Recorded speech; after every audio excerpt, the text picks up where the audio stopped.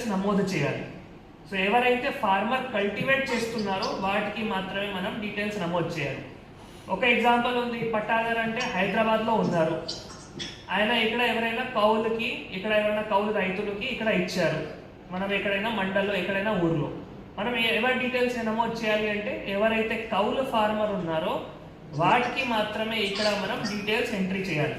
So ఆ కాలం number 14, మనం 14 కాలం ఏవైతే ప్రొఫార్మా ఉంది అక్కడ full name of the farmer దగ్గర ఆ కౌలు రైతులు ఎవరైతే ఉన్నారో ఆయన డీటెయిల్స్ రావాలి, ఆయన ఫాదర్ హస్బెండ్ డీటెయిల్స్ రావాలి, ఆయన కమ్యూనిటీ డీటెయిల్స్ రావాలి, సర్వే నంబర్ కానీ క్రాప్ సోన్ ఎక్స్టెంట్ కానీ, తర్వాత extent of area affected by crop loss అంటే 33% అండ్ అబౌవ్ ఉన్న వాళ్ళే. సో మీరు ఏవైతే క్రాప్ సోన్ ఎక్స్టెంట్ ఒకవేళ అక్కడ 5 acres అని పెట్టారు, so 5 acres crop sown extent తర్వాత 5 acres కి మళ్ళీ